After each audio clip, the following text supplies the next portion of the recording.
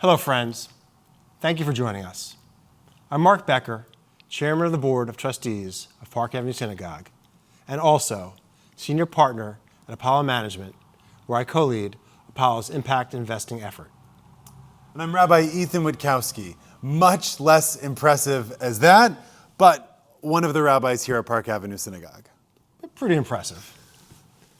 Rabbi, over the years, we've talked about the convergence of my two personas. Private equity investor on the one hand, and on the other, leader of a community whose Jewish values are steeped in the notion of Tikkun Olam, to heal the world.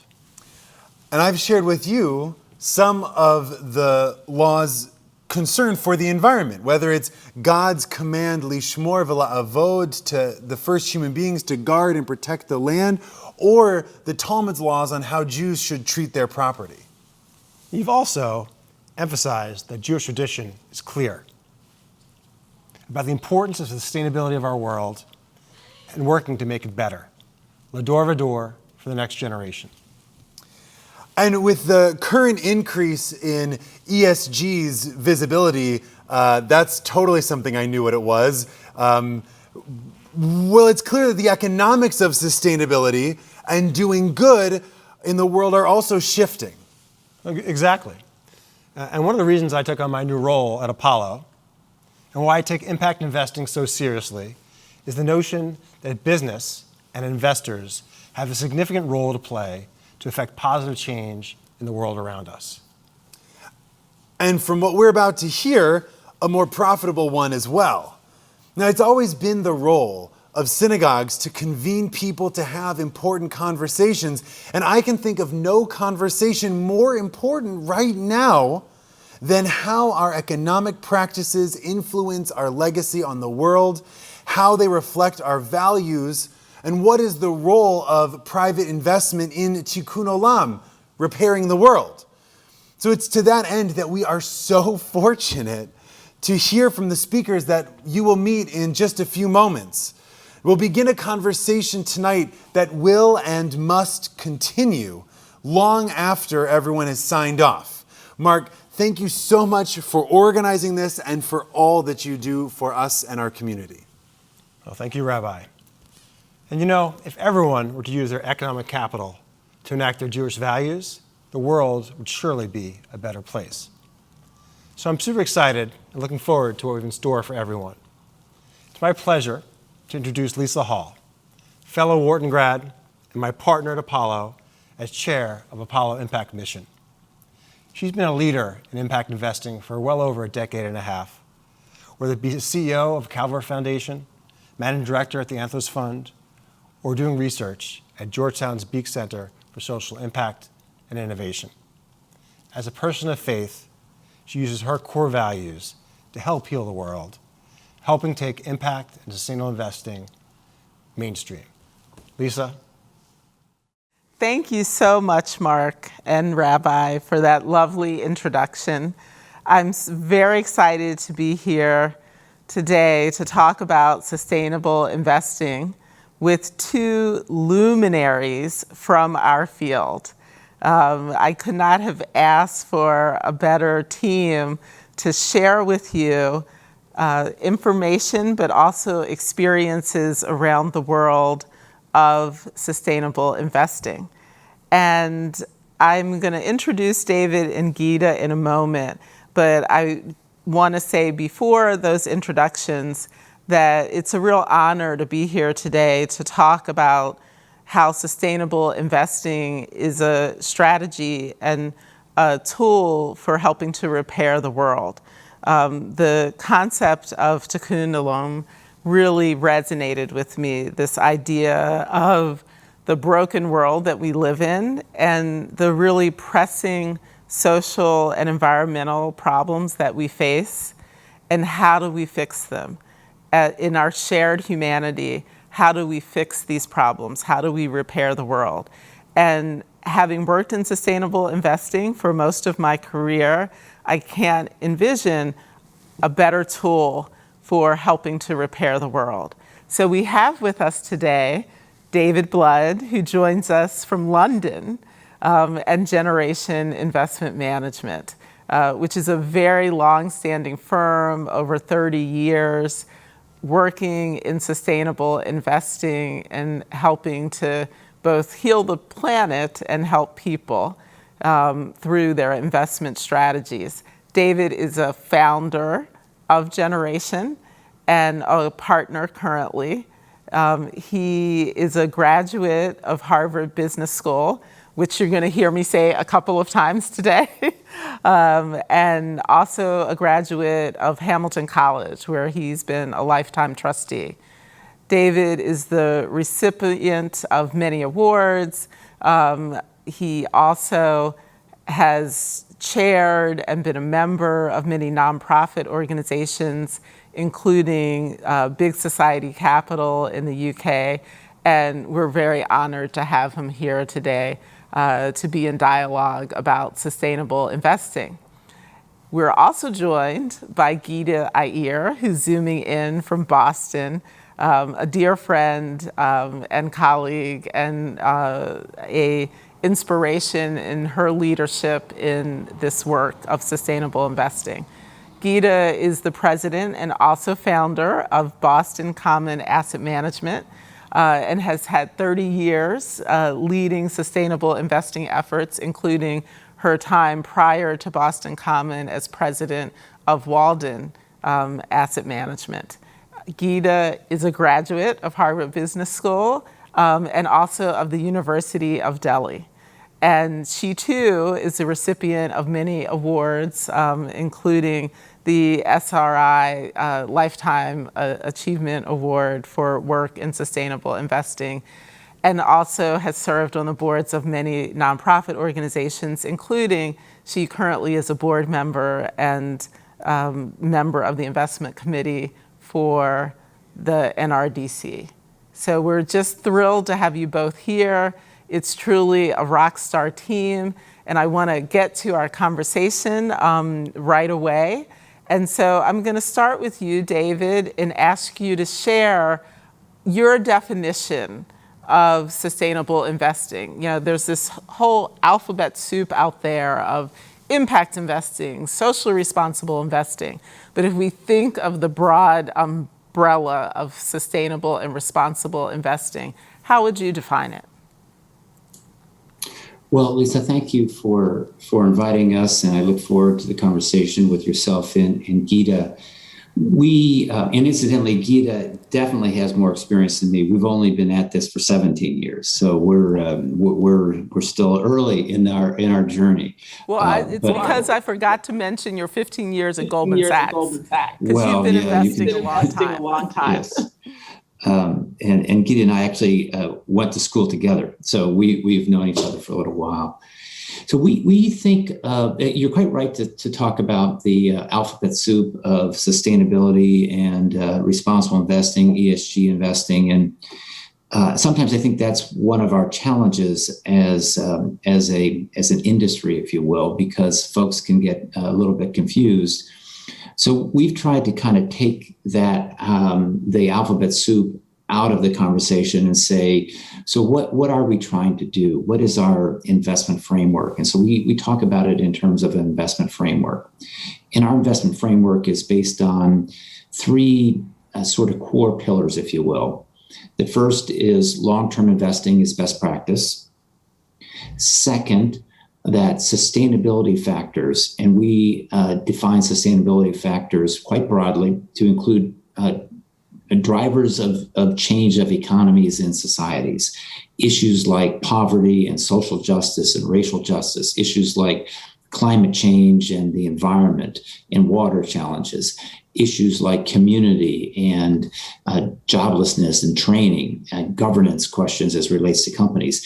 These are broad, sort of overriding themes almost that are driving economies. So our second pillar is that sustainability drives economies and societies. And therefore, as businesses and investors, we must understand the impacts of sustainability issues on our businesses and our economies. And we also note, incidentally, that these issues tend to be interlinked. It's very difficult to think of them in silos. And in fact, it's a mistake to think of them in silos. And thirdly, environmental and social governance factors, ESG factors, which will be the term that I think we'll use this afternoon, are tools to help us understand what a company does and how a company does it. We use these three sort of pillars, if you will, to hopefully to develop differentiated insight and ultimately strong risk-adjusted investment results. The last thing we will say is that we have never thought about sustainable investing or ESG investing about imposing our values on a portfolio. We think it, in fact, just reflects what is happening in society, and we think it's best practice in terms of how to manage businesses. And very importantly, we have never thought that our investment framework is about trading values for value. We believe that this is a mainstream investment framework. The business case for sustainability and ESG is robust, and that if we do a good job, and that's always the if in investing, but hopefully we have and will continue to do so, that will deliver strong risk-adjusted investment results. So the most important thing I want to say here is that we do not think sustainability and ESG is different than investing or different than business. We think it's integral to business, integral to investing, and we think ultimately those who aren't using this framework are making a mistake and ultimately not delivering the very best risk-adjusted investment results. And the last thing to say is that actually we believe that this is a framework for all asset classes. Generation invests in both public and private securities, but this is applicable to real estate, applicable to hedge funds, applicable to the bond markets, et cetera. Thank you. Thank you. I very much appreciate the comprehensive response to the question, because I think it's very easy to think about sustainable investing as kind of very simply around we're just doing good, but there's really quite a continuum around different types of investing and within the sustainable investing approach. And so Geeta, I would ask you as well, how do you at Boston Common think about sustainable investing as a category or an approach to investing?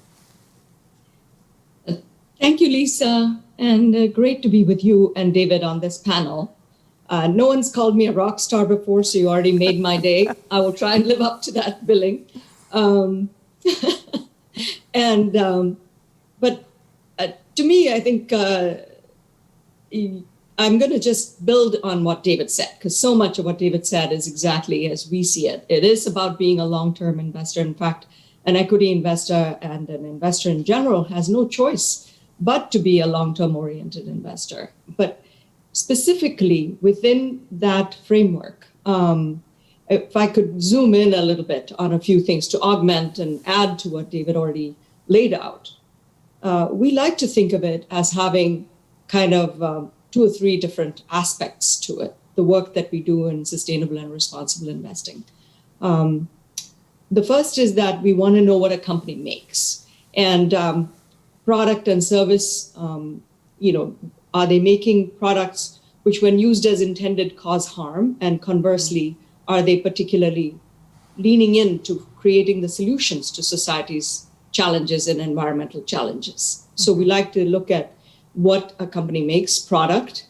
And then the second would be to look at process and policy, which would be to look at how they do what they do, which would be the parallel to ES and G that David was outlining. So environmentally and socially, what are their impacts? What is a company's impact on the planet and in the communities in which they operate, the stakeholders whom they affect, the employees, the consumers, the communities overall.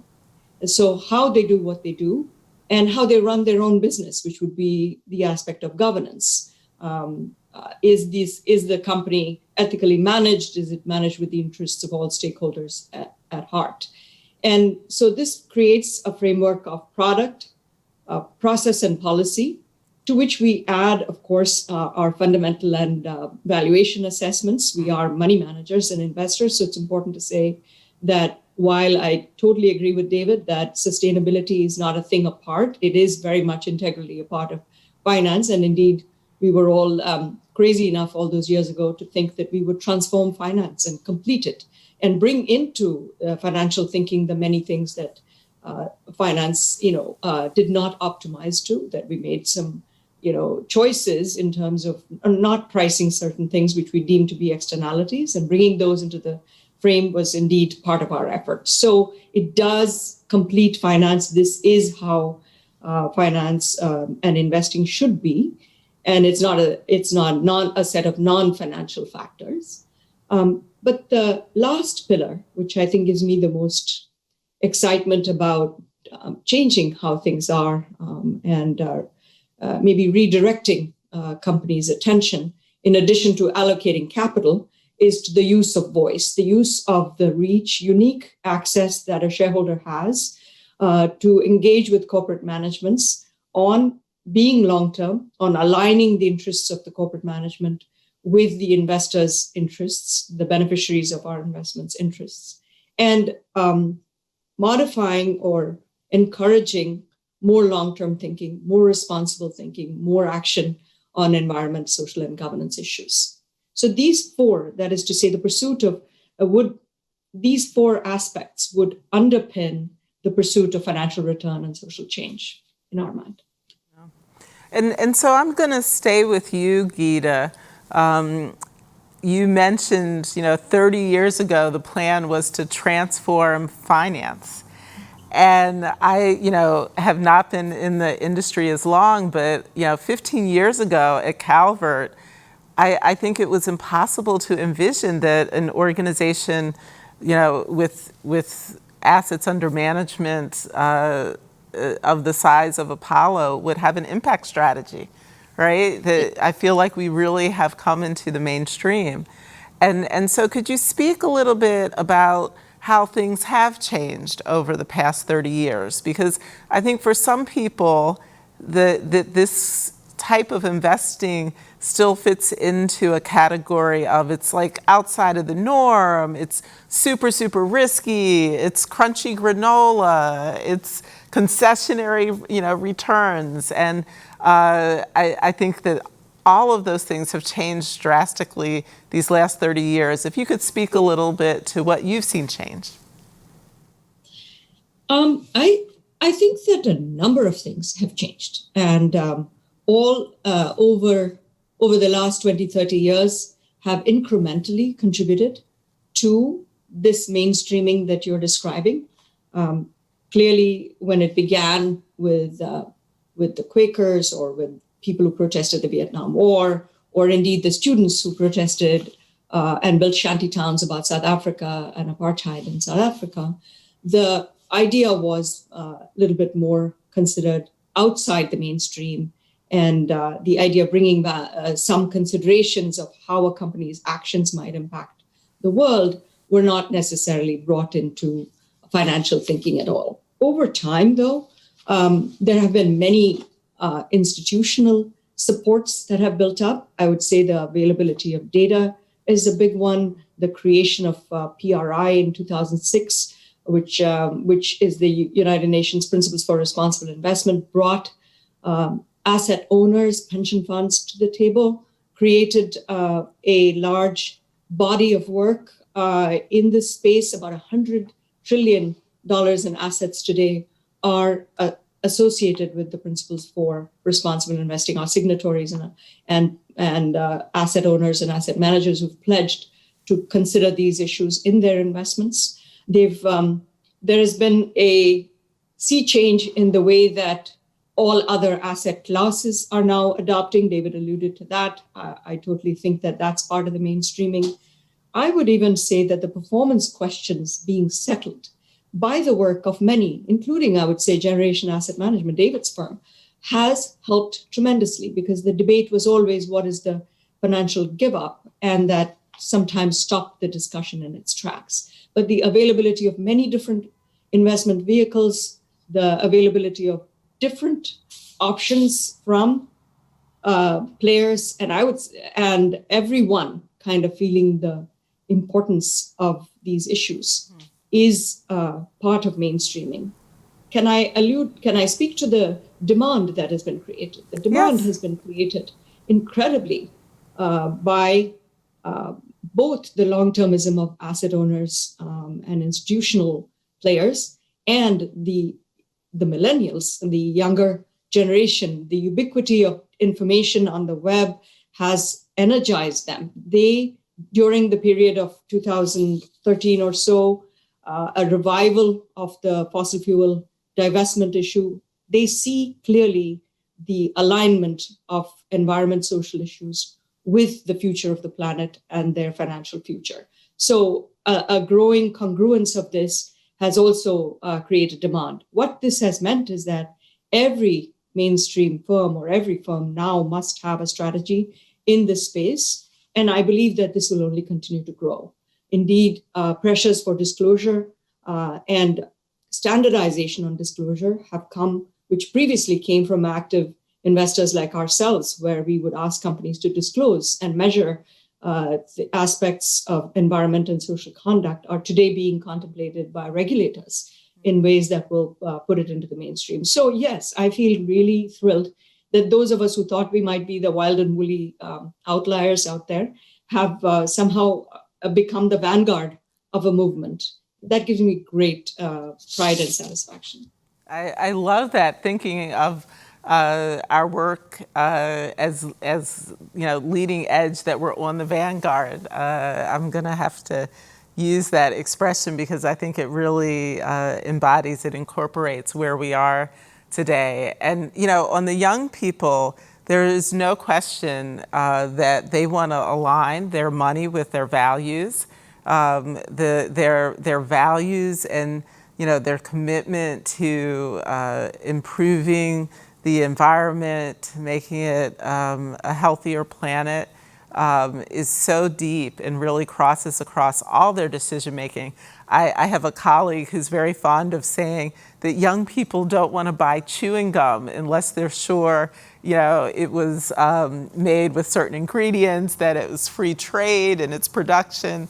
And so if they don't want to buy chewing gum without looking at all those considerations, they certainly don't want to invest their money without looking at how does it align with their values. And so David, I would ask you the same question about what have you seen change over the years, and how has the field of sustainable investing evolved in the time that Generations has been managing sustainable assets? Well, Geeta mentioned a little while ago a really critical point, and she talked about the internalizing of externalities, and that was one aspect of what we've been doing in the broader sustainability and ESG investing world. And the reason why that is so important is all investing and all business has impact.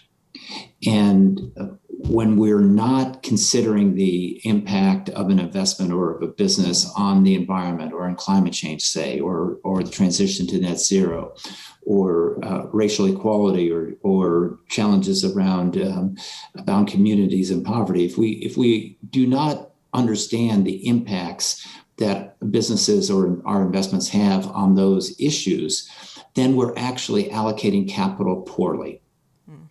And ultimately, what this is about, sustainable investing, ESG investing, is about being more holistic, right, and properly pricing externalities in how we allocate capital. And for a while, you can get away with, I guess, whether it's a good idea or not is a different question, which I'll get to. We have gotten away. We know society has gotten away with, or businesses have gotten away with, outpricing the cost of pollution. But ultimately, we now see very clearly the impact of that omission is that we have businesses that are likely to be stranded, and we have communities and an environment that is stressed. And therefore, our capital allocation decisions over the course of the last 30 or 40 years have been poor. And the urgency of addressing that capital allocation question is what we're talking about here. And that's what's changed, is that increasingly people recognize that understanding the impact of the business, understanding the impact of the investment, and pricing risk and return in conjunction with impact is better business, better capital allocation, and ultimately better investing. Now, 10 years ago, people didn't understand that. Probably even 5 years ago, they didn't. But they're beginning to understand it, and just in the nick of time, because over the course of the next 5 years, we truly need to understand that as we allocate capital to the transition to net zero and a just transition. Well, I so appreciate your reference to the urgency, right? That the time is now. And so I'm wondering if you're listening to this presentation and you're trying to figure out as an individual or maybe as a family, how do I move my investments into more sustainable strategies? How do I pursue this sustainable and responsible investing approach to my own portfolio? I'm wondering what advice and guidance you would have for the people in our audience today. And I'll start with you, David, and then go right to you, Geeta, because I think, at the crux of it is how as individuals can we make a difference through our investments? Well, we can absolutely make a difference and must make a difference, not only in our investment, but in how we live our lives. And you can say, well, gosh, I'm just one person and there's lots of folks in the world and I just have a limited portfolio, even if it's a large portfolio, how can that matter? I think ultimately we set an example, but also by asking the questions. And so my sort of concise answer to your question, Lisa, is I would advise all of us to be asking our advisors, our investment advisors, well, how are you thinking about sustainability? How is that factored into the portfolio that I have? What about the businesses that I own? How are they addressing the transition, a just transition to net zero? And pursue these questions. And the more we pursue them, particularly with the private finance community or private banking community, the more likely they will become issues within the broader, I guess, investment philosophy. And I've always said, both from an individual perspective and an institutional perspective, the asset owners are key. Ultimately, Geeta and I do what we're told to do by our clients. Now, we've chosen to be on the front foot and say we believe that sustainability is best practice, and we've sought out investors who believe what we believe, and we've made the business case collectively to do that. But the not everybody in the investment management business has taken that approach. They're responding to the asset owners, of which individuals are. And if the asset owners set the agenda to say, no, this is critical, I want to understand what is the impact of my investments, then things will change. And they need to change, as I said, very quickly. Yeah. And Geeta, your thoughts? Yeah, I would agree with David that the information is out there and you should be very confident in asking your advisors to talk to you about what you own, what is already in the portfolios. Could there be some ways in which you could transition from where you are to where you would need to be? I think it's important to start that conversation. And one thing we can say to embolden your stance in that discussion is going to be that there is a lot of information, that the options available are plentiful. There are ratings, which, you may not agree with every last rating, but there are ratings, there are sources of information, there are groups that provide lists of advisors and managers who specialize in this if you wanted to go that way. The other way would be to, from my perspective, the better and stronger, more impactful way would be to go to the people you currently work with, because that would be, in a way, your own impactful step forward to ask the question, embolden their research, and be willing to step into this. And the reasons for you to do this are going to be the fact that we believe strongly that the future is in this direction, that many of the metrics of the past, the scenarios of the past will become less and less relevant as the urgency of the moment, the changes we see, the environmental impacts, the social impacts that we see will change the landscape in ways that make this very much the investment way of the future. So we talked earlier that you need to be long-term oriented. I don't think you're waiting for, kind of the arc of justice. At this point, we are really looking at extremely visible, large, impactful changes in the world. Inequality without mobility, just to add to the climate change issues that we're all familiar with, is, inequality is rending the social fabric. And overall, we can see that not considering these was a set of choices of finance, that it is a more complete version is available.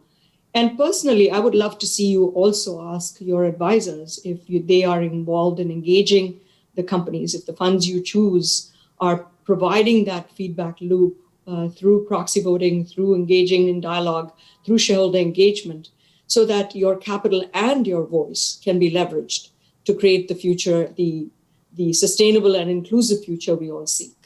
Yeah. And what I hear you both saying is ask the questions and be informed, right? And there really is an opportunity to have a dialogue with your financial advisor. And it's important, I think you've both said, and I very much agree, it's important when you come in that conversation to be informed. Because frankly, not all advisors are informed. And so you want to be prepared when they say, oh, that's just like super, super risky. We can't put any of your assets into that. You want to be informed with, well, I've actually read a little, and there are market rate, risk-adjusted opportunities where I don't have to take a lot of risk, and I can still get my money back with a solid return on top of it. And you want to be informed about that. And so we've kind of mentioned in generalities. I'd like to share with you some specifics. I think a great resource for individuals and institutions is US SIF. They have a tremendous amount of information on their website. And so that's US SIF for, I think it used to stand for Social Investment Forum, and now they just go by US SIF.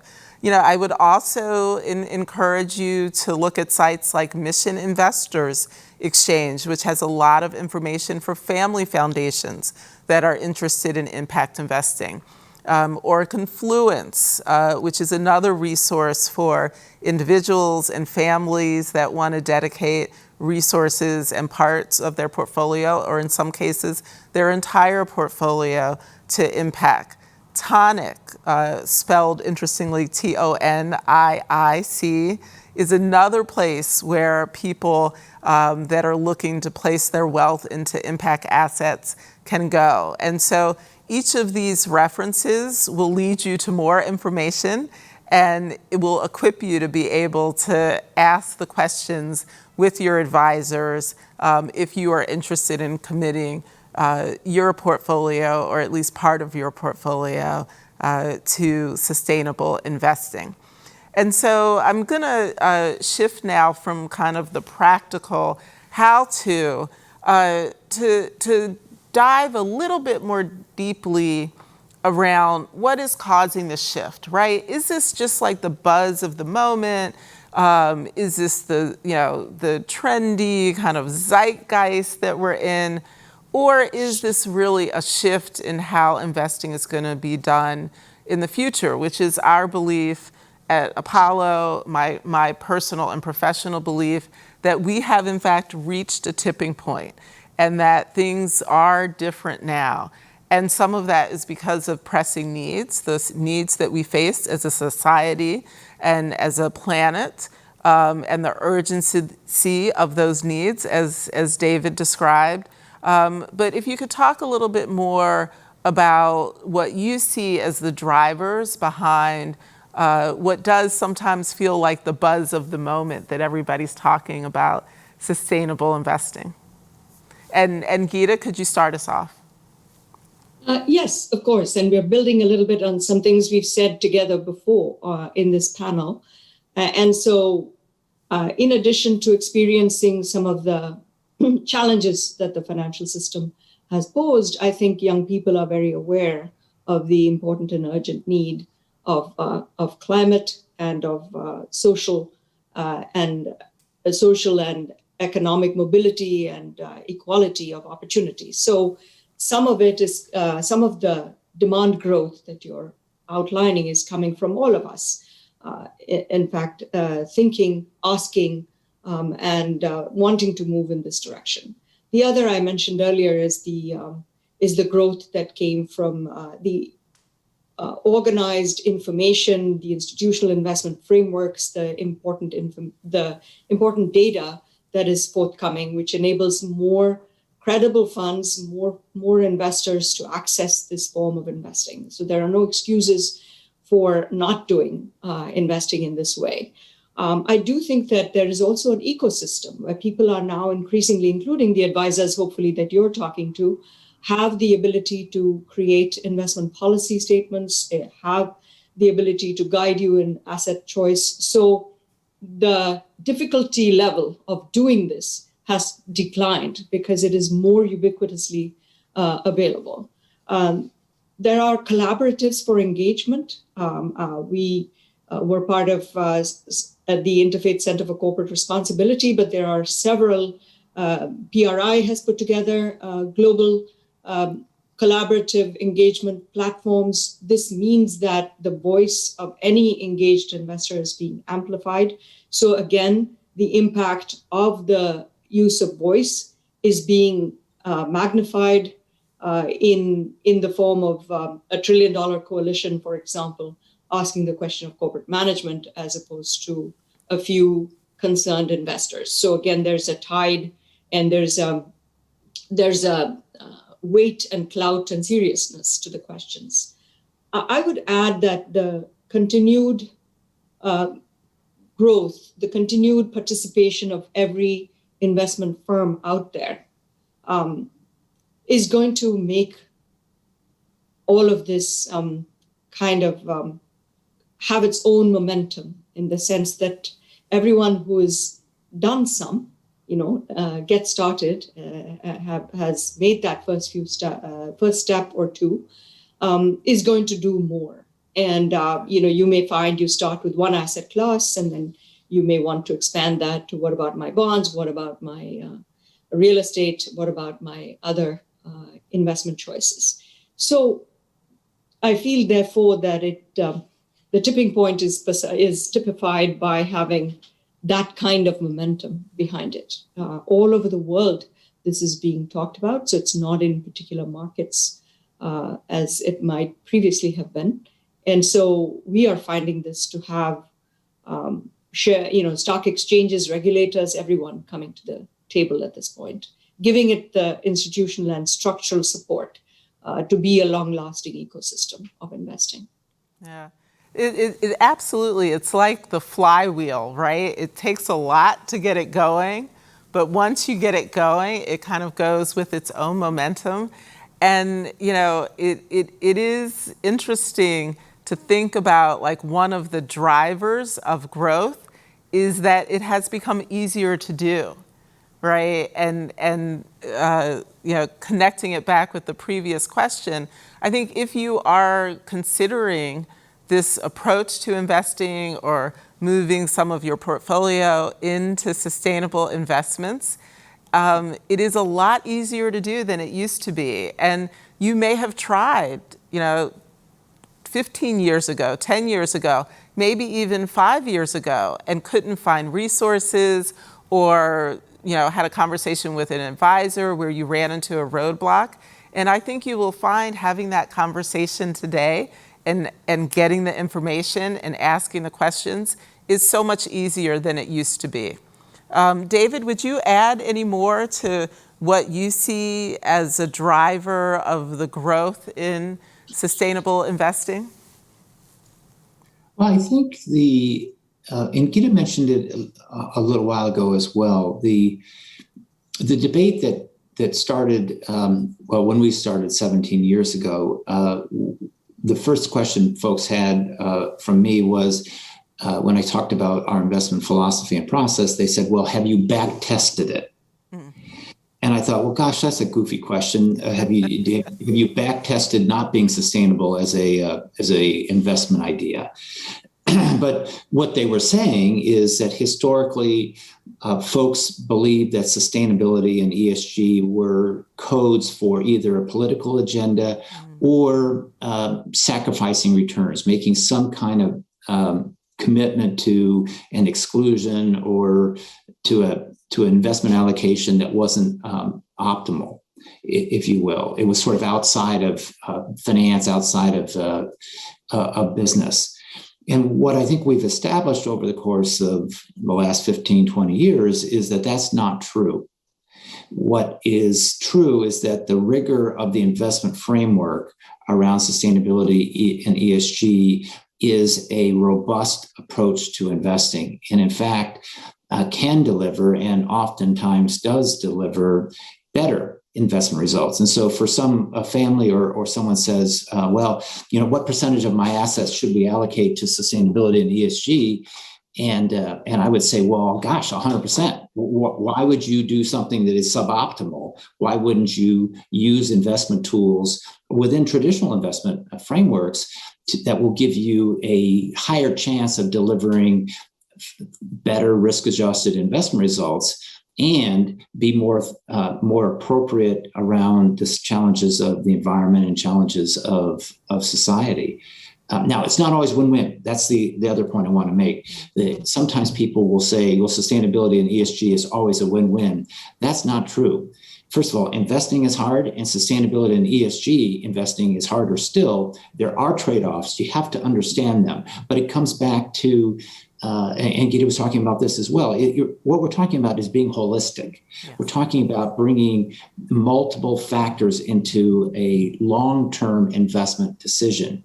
And we have discovered that if you're long-term and you're getting as many inputs as you possibly can into your thinking, then chances are, no guarantees, but chances are you will have a better outcome. And that's kind of where we've evolved to over the course of the last 10 or 15 years. And so just to be very clear, I don't understand how, I've been at this now 40 years, and I've been a fiduciary, I've been in the investment business. I don't understand how anybody could thoughtfully say, well, right, we'll make a small allocation to ESG and sustainability, and then we'll just continue to do what we've always done in the past. I think that's a terrible, terrible mistake. And you're not fulfilling your fiduciary duties to exclude the notion of sustainability. In fact, you're fulfilling your fiduciary duties to do so. Well, that was a rousing endorsement, and we're getting to the end of our conversation. I've been waiting to ask you guys this final question since we started, because I want to hear a little bit about your personal journeys and what drives you to do this work. What is it that motivates you to have committed your career to sustainable investing? And feel free in this final question to add anything that you didn't get a chance to cover. This has been such a wonderful conversation, and you guys have been generous, not just with your time, but with your perspectives and your insights. And so if we could close out, I would love to hear a little bit about what motivated you to get into this business in such early stages where we were not at the vanguard, and what drives you personally and professionally around this work. And I'll start with you, Geeta, and then go to David. Thank you, Lisa. So for me, I grew up in India, as you know, and I had a world perspective that was a little different than many other financial colleagues going in.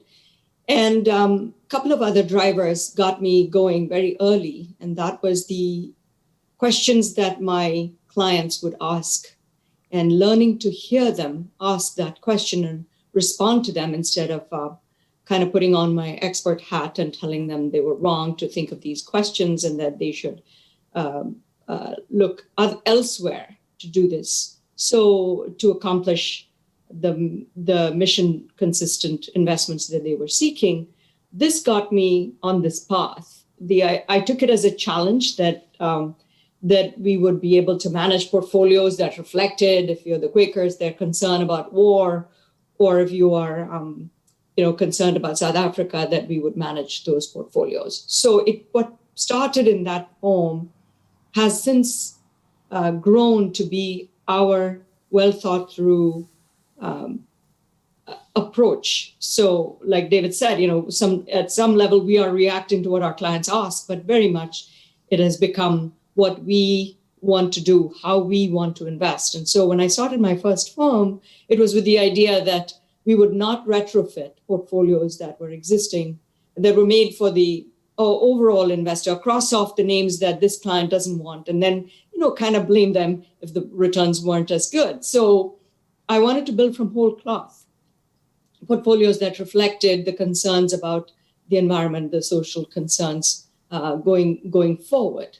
So that's what got me started. I did my first engagement in 1993. I spoke to a company about why they weren't giving women management opportunities. This was in response to a large fine, a class action lawsuit that a competitor had to pay out.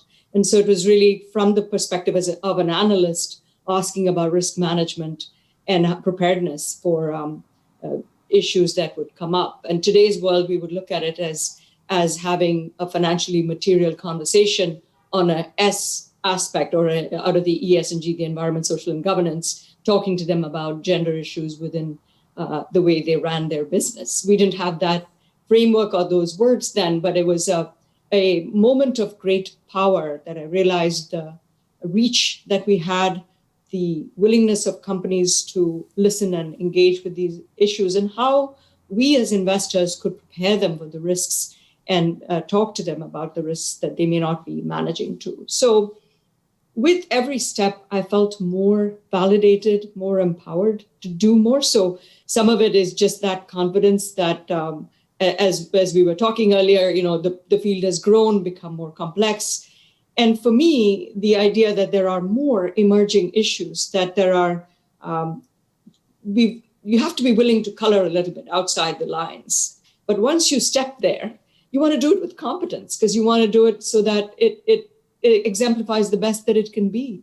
And more issues, including, gender-based violence issues, digital human rights issues, many emerging issues will continue to come forward. So this, again, is the way of being dynamic going forward. And there's much to do, and we're not willing to take no for an answer. And we're really more about trying to find ways to assess, react, and price in value these concerns, and then bring them to our dialogues with companies as well. So we have much to do to build on what already exists, and trying to, and personally, one other thing that gives me great pleasure, academics have started to write about this field. After many years of this form of investing being outside the realm of what was kosher in finance, forgive the term, if I may take the liberty of using that term, the ground has shifted to where research and teaching of finance will perhaps reflect these concerns. So instead of teaching everyone and then having to unlearn, or having sustainable finance as an elective within finance, finance itself to the center will need to change. And this will make us all finance. There is no sustainability without finance. And indeed, there should be no finance without sustainability. And so for the two to go in tandem, there needs to be that strong, rounded future effort. And if I could wish for one thing, going forward, I feel that aspect, the CFA coursework, the finance teaching coursework, the way these issues are measured, treated, analyzed, priced in, will continue to evolve, such that through the capital markets and through the use of voice, we will indeed have the impact we seek. Thank you so much, Geeta. And David, what personally has motivated you over the years?